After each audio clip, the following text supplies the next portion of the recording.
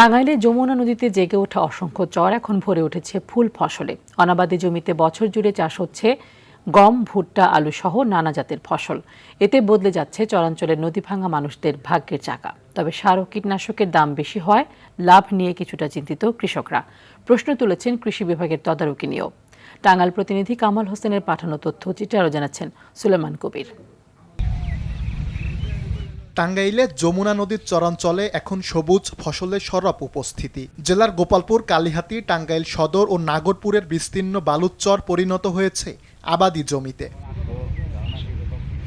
বন্যার পানি নেমে যাওয়ার পরপরই শীতকালীন সবজি চাষে ব্যস্ত হয়ে পড়েছেন নদী পাড়ের চাষিরা। চাষ হচ্ছে ভুট্টা, গম, সরিষা, আলু, পেঁয়াজ, রসুন সহ বিভিন্ন ধরনের শাকসবজি ও মশলা জাতীয় ফসল। তবে অনুন্নত যোগাযোগ ব্যবস্থা আর সার কীটনাশকের বাড়তি দামে লাভ নিয়ে কিছুটা শঙ্কায় চাষিরা। সারের দাম তো বর্তমানে বেশি উন্নয়ন মানে তো 5-7 বিঘা মধ্যে আমার 1.5-2 লাখ টাকা যাবো।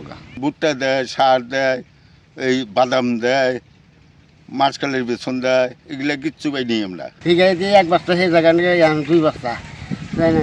2 বস্তা 3 বস্তা এটা সার নাকি? ফসলের কি সমস্যা এগুলা আইসা কথা বলা দরকার, কিন্তু কৃষি অফিস এই পদক্ষেপটা নেয় না। অভিযোগ আছে চাষিদের ফসল তদারকি ও প্রয়োজনীয় সহযোগিতা করছে না স্থানীয় কৃষি বিভাগ। তবে তা অস্বীকার করেন এই কর্মকর্তা। মাঠ পর্যায়ের উপসহকারী কৃষি কর্মকর্তা সহ আমরা উপজেলার যারা অফিসার বৃন্দ আছে তারা সরজমিনে মাঠ পরিদর্শন করছি এবং কিভাবে ফসলের গুণগত মান বৃদ্ধি করা যায় এবং কি ফসলের উৎপাদন বৃদ্ধি করা যায় সেই লক্ষ্যে আমরা কাজ করে যাচ্ছি।